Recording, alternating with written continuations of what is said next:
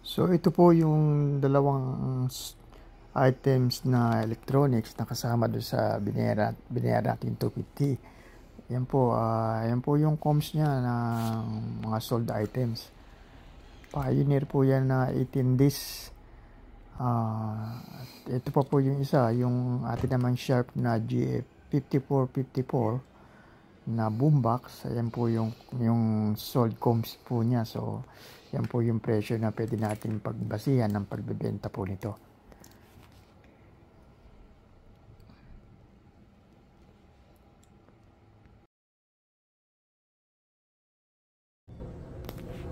So ito po, umpisahan po natin ang paggalugad sa mga nabili po natin. Una po, ito, meron po siyang case. Ayan po, ito. Mga screwdriver po ito na pang electrician po ito kasi insulated po siya para pag ito po ang ginamit natin, hindi tayo makukuryente pagka ginamit natin sa mga kuryente. At ito po ay maliliit na screwdriver din na gamitin po yan. So yan po, ang susunod natin ito namang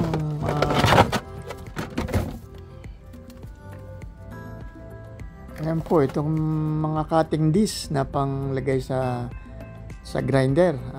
Masonry cutting disc po siya, kaya pansimento. Kaya ito magagamit po natin. Ito naman po yung susunod, yung mini katam. Ayan po, katam na naman na maliit. Ayan po, nakalagay made in USA. Kaya ayan po, kita nyo, panalo po yan basta mga made in USA. Tapos po, yan yung mga plais at mga yabi katala. Ayan po, ibang medyo malalaki po ang size niya. At ayan po, kung makikita nyo, made in USA na naman po yan. No? Kaya panalo po tayo dyan. Ayan po ang hinahanap ng mga tao, hindi yung puro China na. Ang susunod po, ayan, ito yung mga set naman po ng ating mga screwdriver. Ito magagandang klase po ito, hindi po ito yung mga nakikita natin sa bangketa. At kung makikita nyo po, may pangalan po yan. Ayan, no? Forged in USA na naman po yung mga ito. Kaya masasabi po natin na ito magandang klase po. Ayan, marami po siya. Sa iba-ibang size po siya. At ayan, no? May malaki, may maliit. At kinukuha po natin yan kasi pwede po natin ibenta yan pagdating ng panahon. At yan naman po, itong liit na case. Kaya ang laman ito. Ano po siya? Drill bit. Sa drill bits po ito. Yung mga paano. At ang susunod po ito, yung ating wire brush. Pwede natin ilagay sa panlinis ng kalawang. At yan po, yung ating pang woodworking na barena. At ruler. Kunin po natin yan. At sayang yan. Kung makukuha natin ng libre, bakit hindi? Ang susunod po, ito, nasa case po siya. Tingnan natin kung anong pinagmamalaki nito.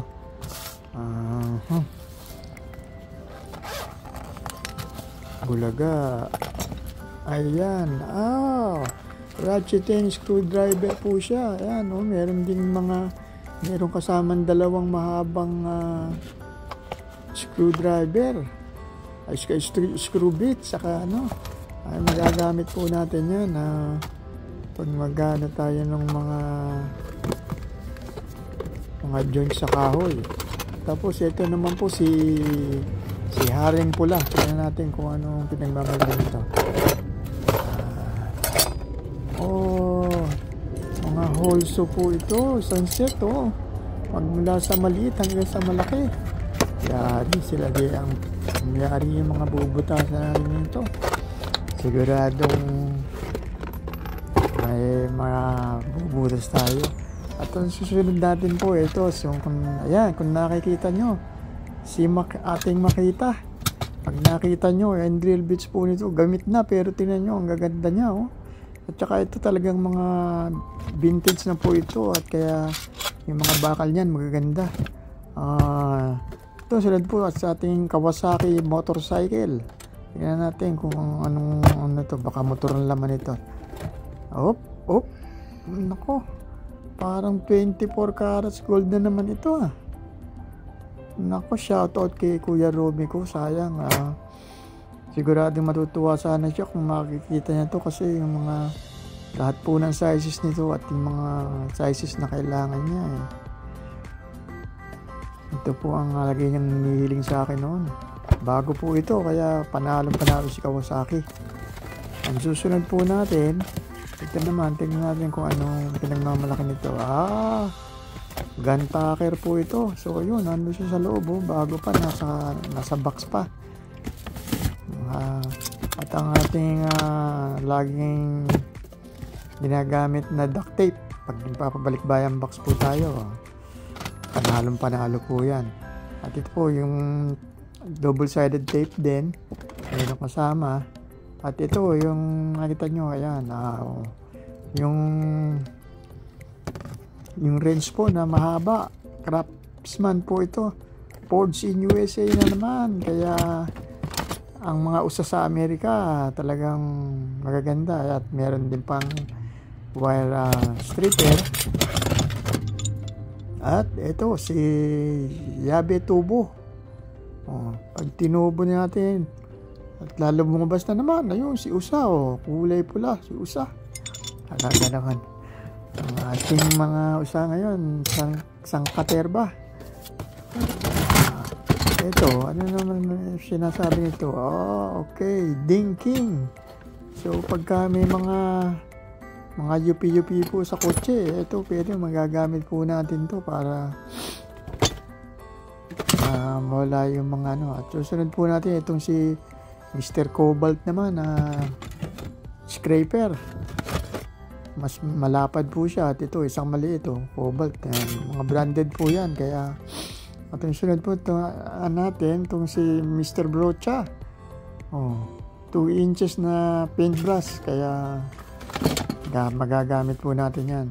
Ito naman medyo madumi siya at may kalawang na, pero ayan, USA na naman nakalagay, kaya mga vintage na nagamit po yan. Ito ano po, pangalagay sa baka sa gate, pwede natin ilagay yan para merong hatakan. At ito yung atin naman pong switch na Lutron light switch po yan, na may dimmer. At ito po si WD-40 natin, napakalaki ng lata, hindi na po tayo mauubusan yan. Kung pisikan man natin ang buong Maynila niyan, siguradong hindi pa maubos, kasi 2 lata po yan. Ayan, value size siya. At ito naman po yung specialty tool, may dinuusa ka ba? Mukha po, kasi ito specialty tools po ito, 1/4, 1/2. Pambira ng mga tools po yan, kaya ito naman si very long nose, pakahaba, talagang napakatangos ng ilong. At sunod natin ang cutter naman po ito. Mga gamitin po natin yan, mga pang everyday use. Ito naman po si Mr. Vice President ba o Vice Grip? Vice Grip ko ito. Mukhang made in USA na naman, patay na naman tayo. Talaga mga Amerikano, pinasasaya tayo. Ito, meron pa ng cutter, Lahat po kinukuha natin, basta pwede natin pakinabangan dahil darating ang araw. Yan, mga ano. Ito naman po, sunset ng mga wrench bits po ito. Sa may ratcheting na wrench, Tapos ito, nagandaan lang po ako dito. Mga yabi po na pero parang ulo lang siya, So, tingnan natin kung yung pinagkabitan niya magagamit natin para pakinabangan. Tapos ito na, itong hex Set naman po ito. Ito gamitin din po yan, mga specialty tools. May naligaw pang maglight. Ang ganda ng kulay mini flashlight po yan. Tapos ito naman po yung mga socket na Black Series naman po ito. Tingnan nyo lang yung size kung mga mahaba po. So mga specialty po ang mga tools na yan. Kaya kinukuha po natin. Ayan, may extra pa po. May pangapanali pagka meron tayo may organize na mga wires. Ito, panibagong ano po ito.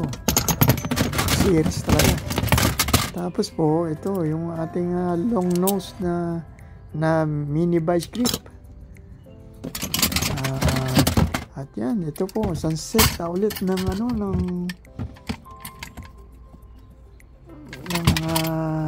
ng Sarens po ito. Mahaba po siya. At tapos po, ito yung ating magnet.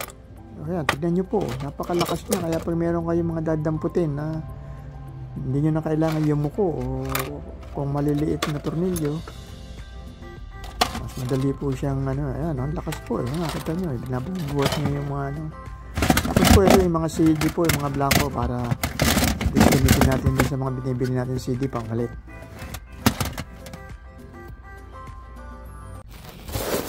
Ito naman po pala yung mga disket na Sony. Ayan po, mga bago po siya kaya kinuha din natin. Sayang din po yan. Baka meron din po siyang presyo. Ayan, bali 3 po siya. Tapos meron pa po isang Maxell na ayan, yung dalawang box naman po na bago rin. Tapos po ito naman yung yung power inverter. Yan po pwede po natin gamitin pag nasa sasakyan po tayo at kailangan natin may isang na kuryente kagaya ng mga laptop. At ito naman po yung ating Bro 1 na takip po ng sa banyo po yan. At ito naman yung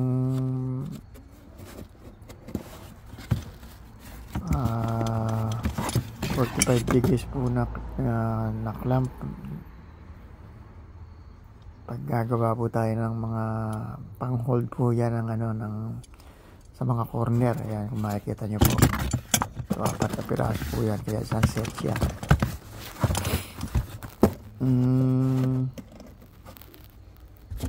Sunod naman po, ito naman po yung ating sa paglagyanan po yan ng sa mga liha na pwede natin dikit pag at ito naman po yung maliit na yan another na mga bala ng barena. At ito naman po power mate po na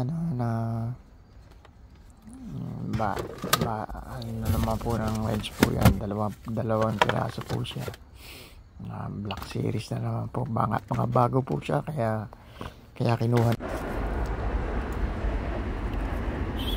So ayan po itong ating toolbox na may takip na pula. Panoorin po natin kung anong mga laman niya. Una po ito C-clamp po na 4 inches. I mean apat na C-clamps po pala ito. Malalaki po siya at mga bago po. Ayan, kung makikita nyo. At ayan po, nakikita nyo, made in England po ito. Kaya magagandang klase po ito. So bali total po ng 8 C-clamp. At Susunod po, ito namang Campbell Housebelt. So ito, American company rin po ito na mga socket po na ano, na para sa wrench. Sunod naman po natin itong metal case ng maganda po ang case nya. Mga bala po ng drill na naman ito. Sa case pa lang po alam na po natin na mga gagandang klase po ito, mga original po yan.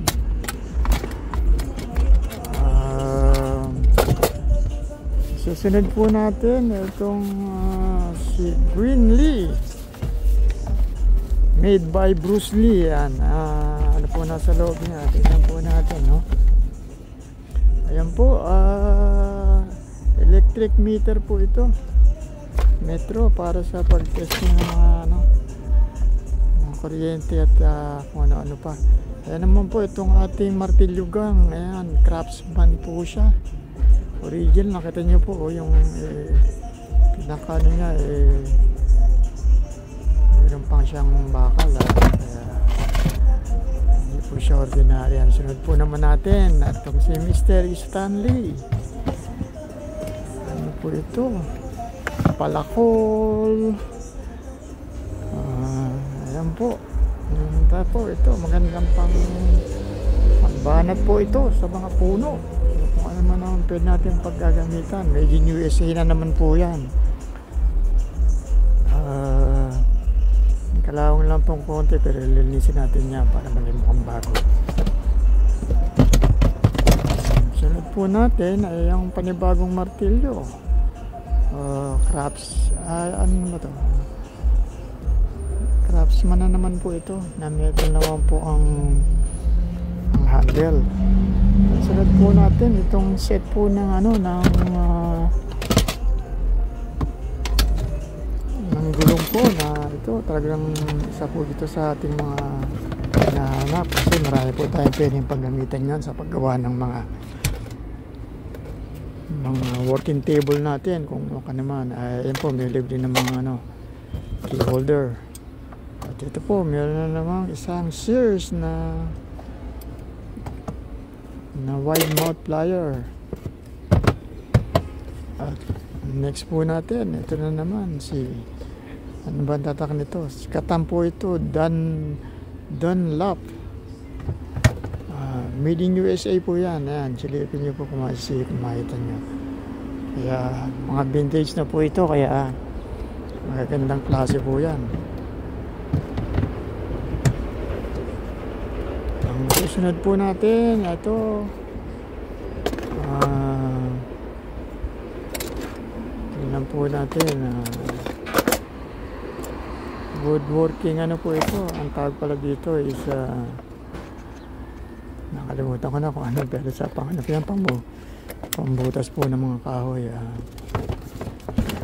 Next po natin isang organizer box ng Husky. So kukunin ko lang po sana yung nito, yung case, pero namin na po natin lahat. Kinuha na po natin, at sayang din yung mga nasa loob na mga tornilyo at kung ano-ano pa ang mga nasa sa loob.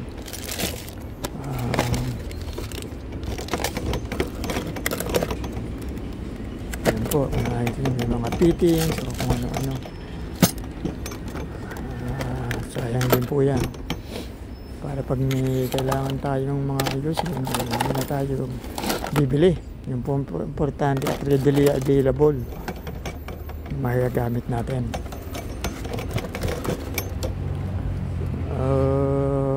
Okay,